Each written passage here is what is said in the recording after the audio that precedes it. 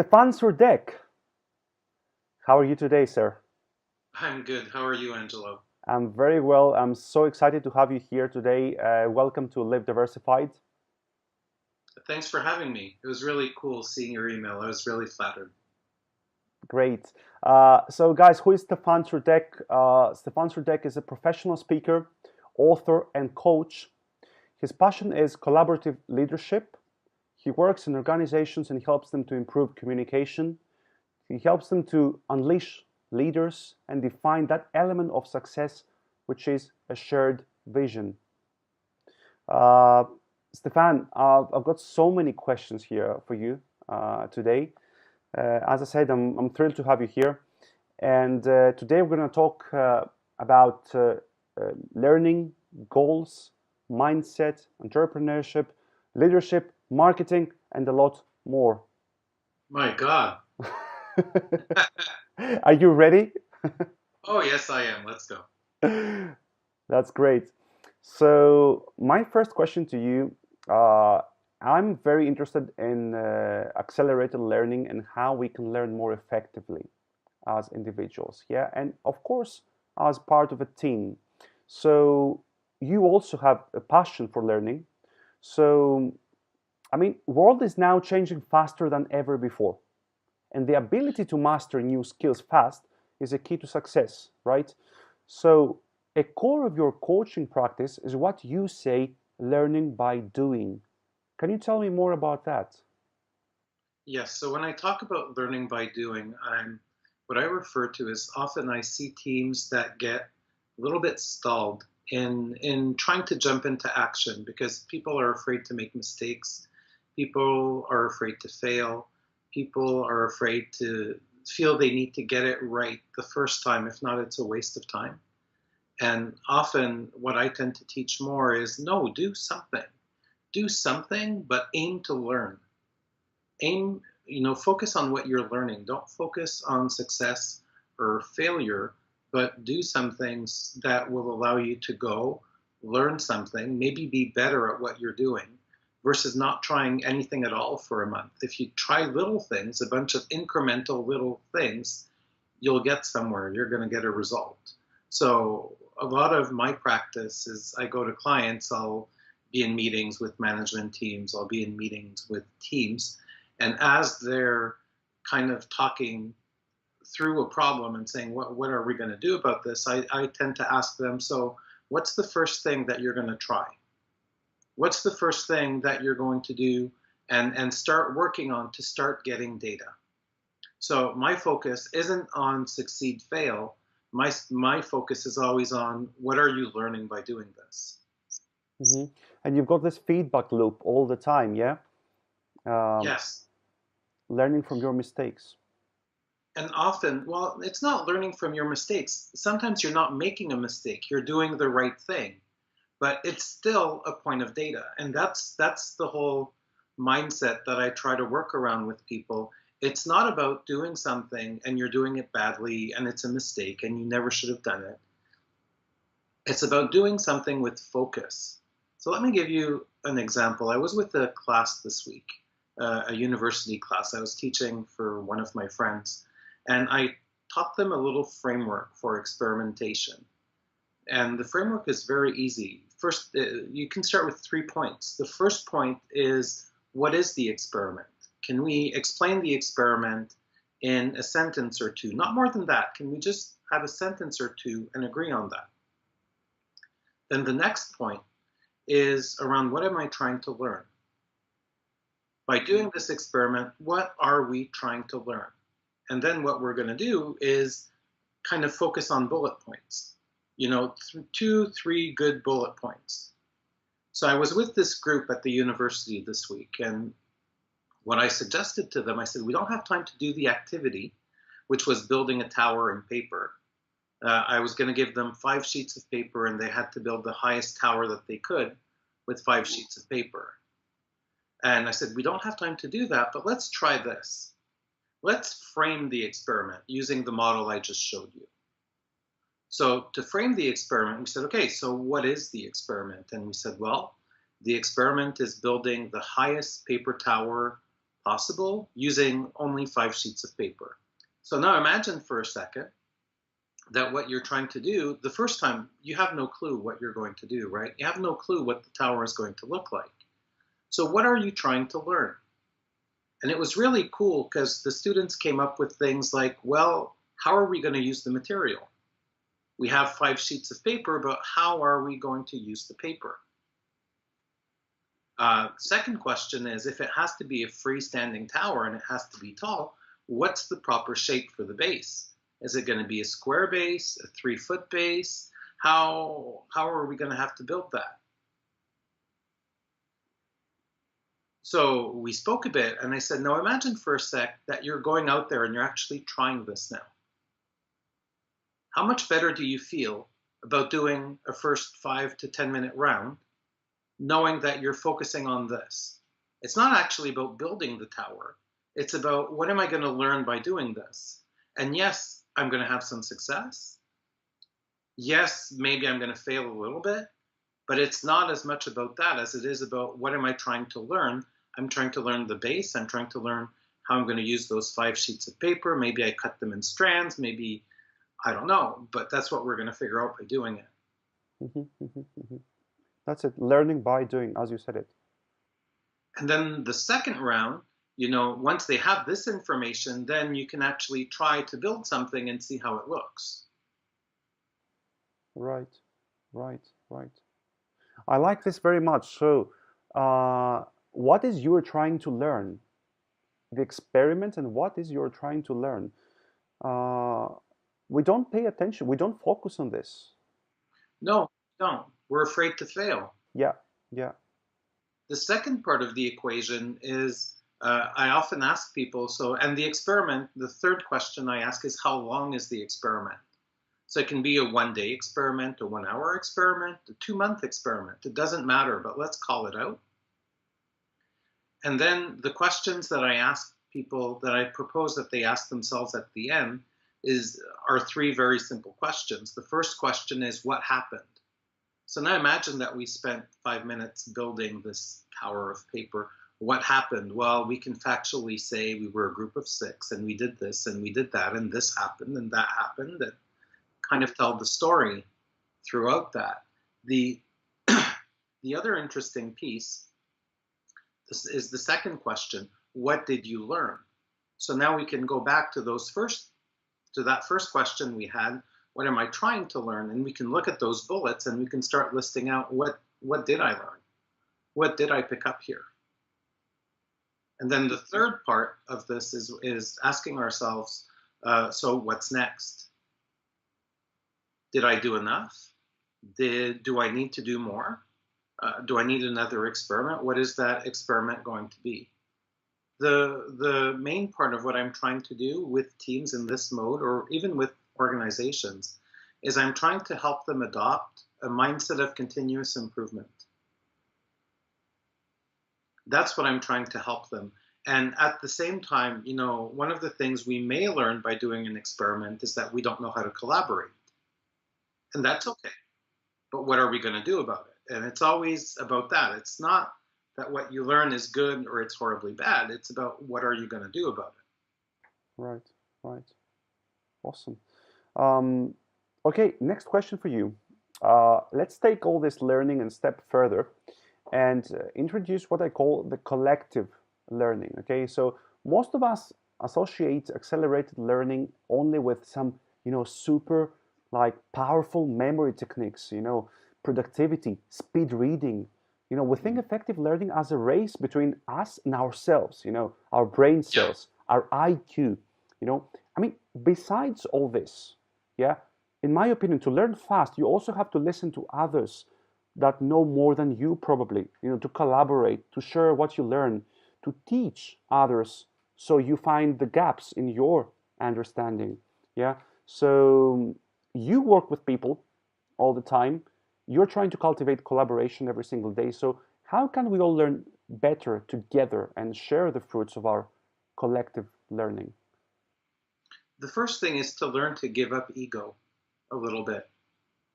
Because sometimes what happens is that as we're working with a group of people, Especially if you have a bunch of high performers, the challenge becomes, how do we perform together? How do we collaborate together? And is it okay that Angelos has a better idea than Steph? And how do we build on top of each other's ideas? And that's a tough concept sometimes inside organizations. There's people are rewarded for individual performance, and then what we're trying to do is we're evaluating them individually, and then we're saying, hey, perform collectively. Mm. So that's a big challenge right there.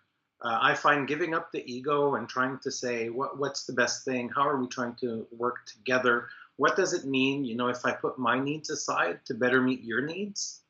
And how can I try to understand what you need so that I can support you? I can do something. Or how can I try to understand, the other piece of it is perspectives, understanding different people's points of views. Because the more points of views that we understand, the better picture that we have of reality. So sometimes my work with clients is helping people connect better, helping people communicate in a way where they can hear what the other person is trying to say. And that's a skill that sometimes we forget, because you have someone who brings an idea to the table, the other person brings their idea as if they did not even hear what the first person said. And I find that it's patterns. I see that a lot personally. I find it kind of amusing sometimes, but it's also frustrating for people to feel they're not being heard. Man, this is really important. I mean, I find myself, I used to work in investment banking, so in those big, meetings, yeah, I mean, you have one person like explaining their ideas, and then you're not listening. I mean, you're preparing, your to explain your idea. After they stop, Yeah. I'm the first that used to do that, and it's a pattern, as you say. Yes. And sometimes, what I like when I coach teams is I have this practice where I call timeout. So something happens, and I believe a lot, for the learning by doing. I also believe in coaching in action. So it's when dysfunctions happen during a meeting that I'll call timeout and I'll say, okay, so this isn't quite working. Look at the dynamics right now. So this person said this person said that, and based on this is what it created. Now, what are we going to do about it? So if no one calls it out, the dysfunctions just keep happening. I worked with the management team once, just to give you an idea of this. And what I had done with them was really funny. I was working with them for the long term, and we meet once a week for an afternoon. And what I did with them once, is that I called every dysfunction I saw in the meeting. So, Angelos, why did you just roll your eyes when I said that? And I called everything I saw, Wow. for 2 meetings in a row. And I wasn't facilitating. I was just kind of being an observer in that meeting. And the interesting thing is, people don't know what they don't know. So what happened in the third meeting after that is I said nothing. I didn't say anything. I didn't call anything. And all of a sudden, during a break, someone came to see me and said, how come when this happened, you didn't say anything? And when that happened, you didn't say anything. And I went, oh, so now you're aware of these things. And he goes, yeah, I can see them. Okay, so what are you going to do about it? And then we ended up in a conversation where the person muttered a little bit and went, well, why should I? And we ended up in a place after that where the person said, I just don't know what to do, and I don't know what to say. Okay, so now I can coach you on that. I can help you on that. Awesome. So it was interesting. It created something, but sometimes people don't see. And it's like, once you show them a little bit what they don't see, it's like when you buy a car and you think that, oh, really, I don't see a lot of this model of car anywhere. So I'm going to be fairly unique driving around in this car in the streets. And then after you buy the car, you see your car everywhere. So for me in meetings, one of the biggest things I find is that people don't take responsibility for their contribution in meetings. So then it becomes all about the facilitator. Did the facilitator do a good job? And so, among these things that I don't like to see is people that throw little grenades in the middle of the room during a conversation. They throw this little comment that's really a little bomb to make people react. Often when I see that grenade go by, I'll say, so Angelos, why did you just say that? How does that contribute to the conversation? Does it help? Oh, it doesn't. Okay, so we can ignore that comment then and move on. Okay. I want now to shift the conversation more towards entrepreneurship. Okay, so we have here on Live Diversified, we have lots of solo entrepreneurs. Okay, people who sometimes they outsource work to others because they don't have the time to do that work themselves. Okay, so how do you cultivate a long-term relationship with people that are not directly part of your project? Okay, so you work in big organizations. I mean, they all, belong in that big organization, yeah. But when you outsource work to freelancers that are not part of your project, your team, yeah, how do you motivate these people to whom you outsource work to do to deliver the best results, and also probably become part of the team later on? I take a slightly different approach. I don't try to motivate them. What I try to do from the get-go is I try to find the right people. So I try to find people in my work. If I'm outsourcing stuff, what I'm outsourcing is I'm outsourcing consulting to clients. Let's say there's a client I can't take, I'll outsource that work to someone else. If there's a training course that I'm not available to give, I'll outsource that to someone else that I know. Okay, and this way you charge a commission for the referral, I guess, yeah? More often than not, I don't, because for me it's business in the sense that if I help you in your time of need, and I don't ask all that much of you, except go out there and go do a good job. It's like, my perspective is that more often than not, when I'm in need, you'll probably be more open to help me too. And so I think it's a virtuous circle. You have to give to get. So there's some things in the consulting. I'm not saying that I never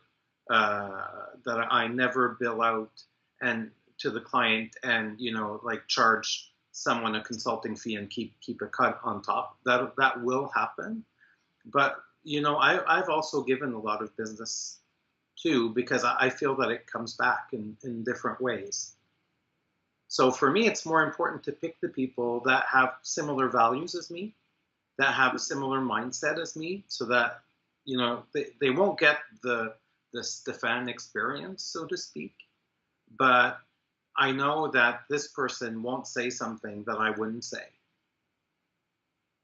won't act in a way that I wouldn't act with a client. I know that the level of service that my client is going to get is going to be similar to what I would provide. And that's what's important to me, because the motivation comes by itself after. Awesome. So you're always trying to build trust, yeah, and long-term relationships. That's the key. Yes. Even with my own clients, I've been with some clients for years. And these clients, sometimes I show up more, sometimes I show up less. It depends on what they're needing. I never create a dependency on me, but it's nice. It's nice when clients appreciate you enough to reach out and to say, oh, I have this meeting going on. I'd really need you to show up for this and to help me out for this. Do you have time? And with my clients are even my closest partners. They're the people I treat my clients' employees as if they were my own. I treat their projects if they were my own. So And I learned that when I started in the consulting game, maybe 6, 7 years ago, I used to be more detached. I used to say, okay, so that's the client, that's them. And when I speak, my language could very much be around this is you, this is me type of thing. But maybe 3, 4 years ago, I started making it a whole lot more about us. And when I talk at clients, often I'll talk as if I'm part of their team, and we're in this together. So it's about we language. It's about this is what we can do. This is about us, and I find that I build. I can have very hard conversations with my clients because they know that essentially I'm not trying to take over. I know it's their business. I'm not trying to take over anything, but they also know that I come from a place of good intention, and I'm all in with them. And that's what I want. I want them to feel that I'm all in with them. Right. Uh, and I love this point. I love this point very much. So it's again psychology, I guess. I mean, you don't go to your clients and you say you have to do this, guys, because you're gonna earn more money like that. You're gonna get more business like that. You use we, yeah. We have Yeah. to try this. Let's try that, yeah. Yes. And often when I work with clients, I work a lot on the people side of things. I work a lot on the how to build collaboration. I work a lot on the how do we have a common goal together. So, what I found, I used I used to do a whole lot more agile type coaching, help teams adopt Scrum, help teams adopt agile practices. And I found that what was missing was purpose. So often now when I work with teams, it's more about what are we trying to do together. Even with the department, when a director or a VP hires me, it's about what are we trying to do here, and can it be larger than what we're able to do together, and if well to do alone. If I come back to your original question that you asked earlier, you said, Steph, how when you're in meetings or when you're in different places, how do you help people create this environment of collaboration? The biggest thing is that, one of the books I read in my life that helped me a lot in this mindset is a book called Tribal Leadership, and talk about different stages of development of groups. And if you look at, the individualism we were talking about earlier, that's around stage 3 in the tribal leadership lingo. It's around individual achievers. It's about people that can achieve amazing things, but really they're achieving in service of them, of their personal success. And in tribal leadership, they also talk about stage 4, which is about group success, which is about what do we want to do together, shared values. And what struck me there is really the mindset around, I can't do this alone. I need you to help me do this. So when I work with my clients, I figure I'm kind of a piece of the puzzle. And the piece of the puzzle that I bring is to help unleash people inside the organization. It's about fostering collaboration, but I depend entirely on my client for success. I can't make them succeed. There's no way in heck I can make them succeed, because I need everyone to bring their best, and they need me to bring my best to help them. And if we're not all doing that, we're not going to know success.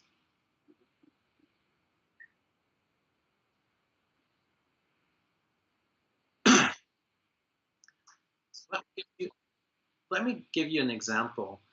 When I started working, um, I used to work for a company called Pixis Technologies, and my company is Pixis Culture, so we're still tied together. We're in the same family. But I remember when I started working at Pixis, I would build training courses with people, and I'm very strong at PowerPoint. I'm very strong at making things concise and easy to understand for people, and I tend to demand a lot from people. But collaboration in building those materials was always a choice for me, because if my colleagues got on my nerves, if my colleagues started asking too many questions, if my colleagues were not doing what I would ask them to do, I could always kick them out and do it myself. And I knew fully that I could always kick them out and do it myself. And that's the stage 3 type of mentality. I have a choice to collaborate or not. Collaboration is entirely a choice. But when you're trying to achieve something, that's larger than yourself, that's bigger than yourself, then you need the people around you to succeed. And if you understand that you need the people around you to succeed, it helps a lot in giving up some of the ego, in saying, I'm doing this in service of. So that's my core belief. I run my business that way. And I'm sure sometimes the people that work for me don't always understand what I'm trying to do and why I accept certain things that happen when things are dysfunctional. But it's I kind of understand that it's the path that we have to go through to all align together. So sometimes there is chaos as we're trying to decide what we're trying to do together and how do we get there. Fantastic. I love that. I love that. Right. Next question for you.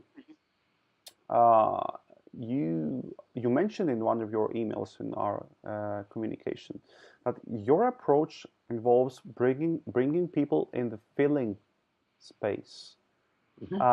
How does it feel to do something? What feels normal? Tell me more about this, because I think in our society, we focus too much on this, rather on what feels good, heart, in terms of how we make decisions. Yeah. So that goes back to the live coaching aspect that I was discussing earlier. Calling stuff in the moment, helping people notice, what is this feeling right now? Like, what is it when the meeting's going bad? Look at this. Can you describe this? Can you describe this chaos? And how do you feel inside when this happens? And sometimes when I talk about this, I'll do some of this with groups, but I'll do some of it more with individuals as well, because it's tough sometimes to bring an entire group and manage the feelings of the entire group when you're trying to have this kind of discussion, especially when they're starting out. But to give you an example, one of the things that I notice sometimes is when I work with clients, I tend to bring structure to their meetings. I tend to bring a way of working together inside their meetings. And it's happened to me a few times that I have, upper management type people telling me, okay, so now when I go in meetings with my peers, I notice that there's something off. There's something that's not the same as when I'm working with my management team and we're working with you. Okay, what is that about? Well, the way that we're talking, the things that we're talking about, and they're able to put words on these things. And when you start getting there, it means that you just have new reference points. That's what I try to create for people. I try to create new reference points for experiences, so that if you're going in a meeting and you're having a retrospective meeting with your team and you're talking about what's going well and not well, and the first time someone says, I didn't like it when this person did, and then everyone kind of freezes and it gets a little bit uncomfortable. At that moment, I can kind of see it, in my work, I've seen enough of it that I know this is normal. I know that there's nothing bad in what's being said right now. So it's kind of my responsibility to help them see that. So, okay, guys, look, this is feeling awkward, right? This is feeling uncomfortable right now, right? And that's why we're all trying to run away. Am I at the right place? Yeah. Okay, this is normal. So how about we just kind of walk through this together and just be mindful of one another. Just be careful with one another and how we express ourselves, and be respectful, and we'll walk through this, but this is normal because. So, being able to sense the space yourself and see what's functional, what's dysfunctional, uh, support the people in seeing some of that too, is what I talk about for the feeling space. And sometimes it's about helping people see how they feel about something. I was working with a client recently, and there's someone I was working with. I was proposing that we do a meeting with another group and that we structure it using a six thinking hats type of format. And the person that I was talking to said, Steph, I'm that's weird. Like, how am I going to bring this to a different group of people that's never done this before and not feel weird about it? Well, maybe it's not that weird. Maybe it's just weird to you now. And for the learning by doing, for me personally, it ties into building capacity in people. And when I talk about building capacity, my favorite example is, when you start working out and you're lifting weights and you're doing curls, and when you start, maybe you start with 15 pounds on the bar, and after a couple of weeks, what happens? You bring it up to 20, you bring it up to 25, you bring it up to something, right? And then you keep going for a few weeks, and then you bring the weight up another 5, 10 pounds, whatever. Eventually, when you reach 50 pounds, and you go back and you say, hey, for fun, I'm going to go grab the 15 pounds again. And I'm going to go back to the start. What happens? Those 15 are super light. And bringing people in the feeling space is helping them see, am I lifting 15? Have them lift 15 pounds. And then teach them how to lift 20. And then 25. And as they're learning by doing, they're getting more and more proficient. How do you get all these public speaking opportunities, coaching opportunities? On Live Diversified, we have lots of authors and publishers. So people who want to monetize, because it's tough. I mean, just to get sales on Amazon. If you're an author, you need these opportunities. To monetize. You need coaching opportunities. You need public speaking. Corporate events, things like that. So, how do you get business? How it's word of mouth? Is it? Give me some ideas. Marketing ideas, marketing of yourself. I do a few different things. I write a lot. Like, I was touched when you told me that you saw the stuff I was writing on Forbes. Oh, I found And, you on Forbes. Yeah. and that's what kind of enticed you to start following me. So, the writing is an important piece. At least for me, it is. These days, I'm trying to play around with podcasts and doing interviews with people like you. Sometimes the other thing that I do is I tend to give a lot away too. Like, sometimes when I work with some clients in a consulting setting, sometimes I don't have enough time with particular individuals, so I offer them to come to one of my management courses, and I'll give it away for free. If I already have enough people in the course, I'll give it away for free, knowing full well that one day it's going to come back in some ways. Some other people, if they talk about it in their company, maybe someone else is going to come. So the other thing is I try not to overly focus on money with clients. I focus on delivering value to them first. I find the money side of the equation kind of happens after. So if I'm in a business development mode, I can spend, let's say, up to a half a day with a client before considering charging them anything, because I'm understanding who they are, what they're about, and I can better propose something that will meet their needs. Awesome. And that's another thing that I do is I don't go out and sell coaching. I won't go and see you and say, Angelo, I'm a great coach, or I'm this, I'm that, and you need to work with me. what I tend to do is I'll go see clients and or potential clients, and I'll speak to them. I'll listen to what their needs are, or I'll look at what's their mindset, what are they looking for, are they the type of person that I want to work with? How can I help them? Besides what they're telling me that their needs are, how can I help them?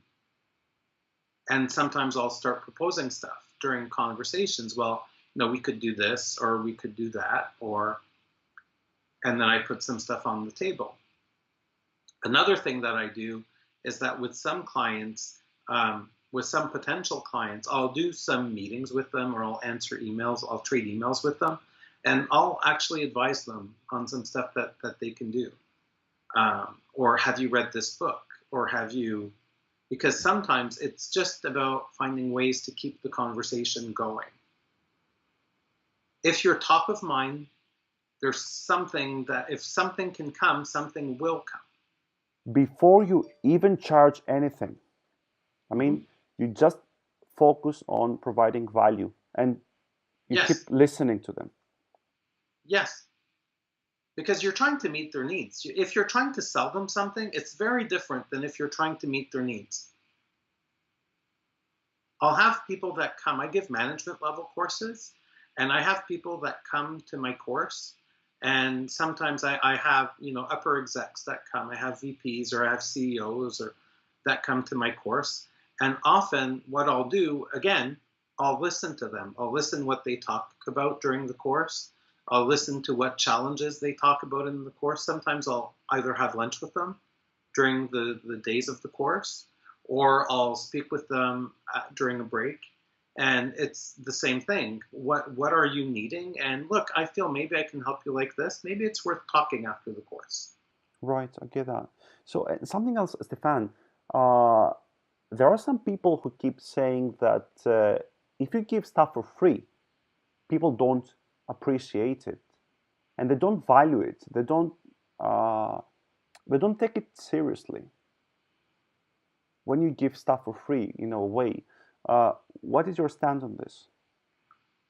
I think it creates business, personally. I think it's worthwhile.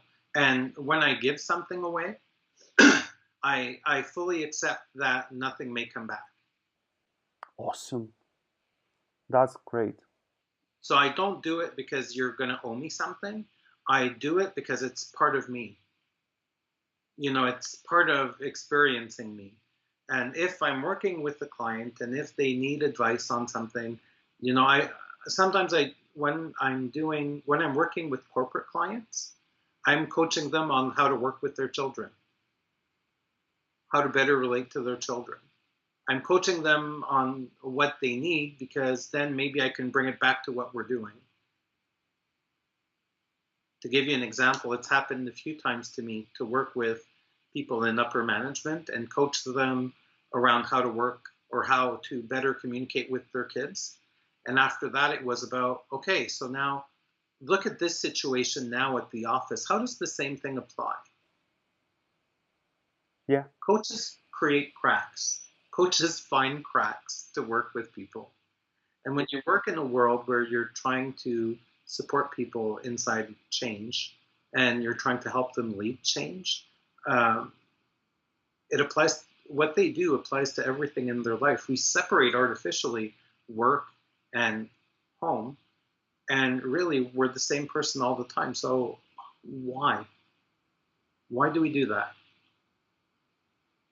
Another follow-up questions on what you said earlier about writing, because I believe writing is very important, to get your message out there and get noticed.